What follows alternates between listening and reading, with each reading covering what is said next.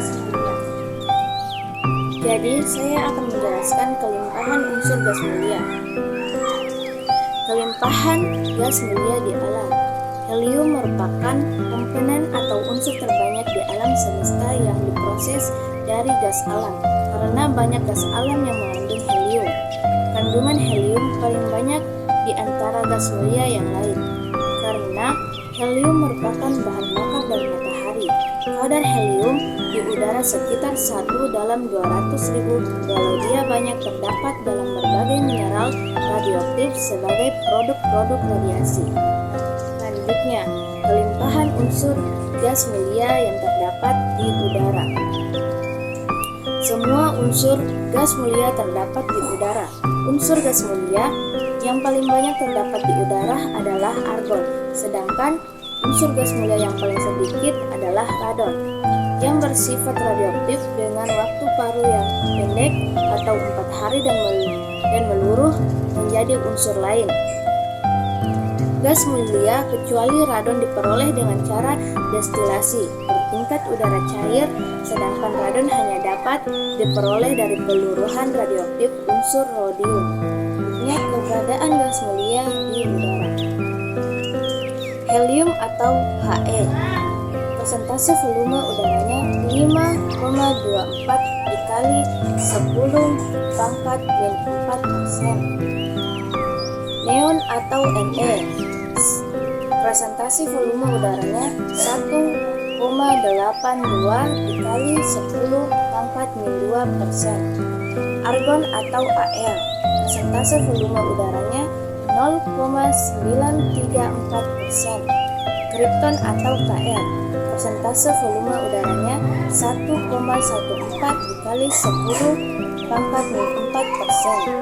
Xeon atau Xe. Persentase volume udaranya 8,70 dikali 10⁻⁶. Radon atau Rn. Persentase volume udaranya 6,00 dikali 10⁻⁴%. Yang kedua, cara memperoleh unsur-unsur gas mulia. Ekstraksi helium atau He di alam. 1. Proses kriogenik adalah campuran gas diberikan tekanan lalu didinginkan dengan cepat agar N2 mengembun sehingga dapat dipisahkan. Sisa campuran dilewatkan melalui arang reaktivasi yang akan menyerap pengotor sehingga diperoleh He yang sangat murni. 2. Proses adsorpsi adalah campuran gas dilewatkan melalui bahan penyerap atau yang secara selektif menyerap pengotor. Proses ini menghasilkan He dengan kemurnian 99,997% atau lebih. Dan yang kedua yaitu ekstraksi He, Ne, Ar, Kr, dan Xe di udara. 1. Proses adsorpsi pertama, O2 dan N2 dipisahkan terlebih dahulu menggunakan reaksi kimia. O2 direaksikan dengan Cu panas lalu N2 direaksikan dengan Mg. Sisa campuran atau A dan Kr kemudian akan diabsorpsi oleh arang teraktivasi sewaktu arang dipanaskan perlahan pada kisaran suhu tertentu.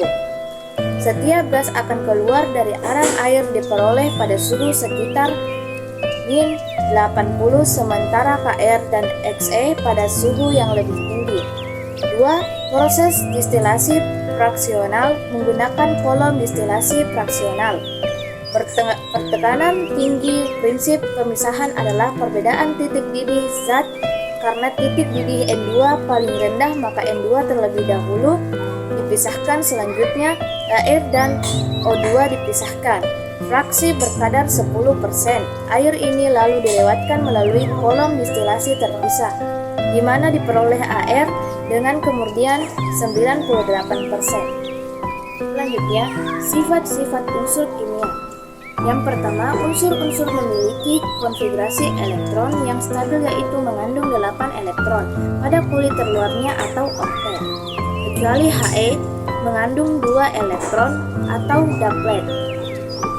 Yang kedua, unsur-unsur gas mulia memiliki energi ionisasi yang sangat tinggi yang mengakibatkan unsur-unsur gas mulia sukar untuk bereaksi unsur lainnya. Yang ketiga, molekul gas mulia monotomik. Yang keempat, gas mulia yang tidak memiliki kecenderungan untuk melepaskan atau menangkap elektron. Yang kelima, energi ionisasi dari H ke Rn semakin kecil. Yang keenam, radon atau Rn adalah unsur gas mulia yang bersifat radioaktif. Adapun sifat fisik gas mulia. 1. Gas mulia merupakan unsur gas pada suhu kamar dan mendidih hanya beberapa derajat di atas titik cairnya. 2. Jari-jari titik leleh serta titik didih gas mualannya bertambah seiring bertambahnya nomor atom, sedangkan energi ionisasi berkurang. 3. Energi ionisasi gas mulia lebih besar dibandingkan golongan lainnya. Energi ionisasi berkurang sesuai dengan jari-jari atomnya. Keempat, dapat dilihat bahwa nomor atom, massa jenis, titik didih, titik beku, entalpi pelebaran dan entalpi penguapan selalu bertambah dari He ke Rn, sedangkan energi ionisasi mengalami penurunan He ke Rn. Selanjutnya, manfaat gas mulia dan kegunaannya. Gas mulia yang pertama ada He atau helium. Helium digunakan sebagai pengisi balon udara. Yang kedua ada neon atau Ne, digunakan sebagai pengisi lampu berwarna merah. Yang ketiga ada Ar atau argon, digunakan untuk pengisi lampu berwarna merah ataupun pengisi lampu berwarna biru. Yang keempat ada krypton ataupun Kr, biasa digunakan untuk pengisi lampu berwarna putih. Yang kelima ada xenon atau Xe, biasa digunakan sebagai pengisi lampu berwarna biru. Dan yang terakhir ada Rn ataupun radon, biasa berfungsi sebagai terapi reaksi sel kanker. Dan yang terakhir, dampak negatif gas mulia di alam. 1. Dapat menimbulkan halusinasi. 2. Jumlah yang banyak dapat menyebabkan keracunan pada tanaman. 3. Dapat menyebabkan kanker ataupun penyakit yang sangat parah. 4. Dapat menimbulkan sesak napas sampai kematian.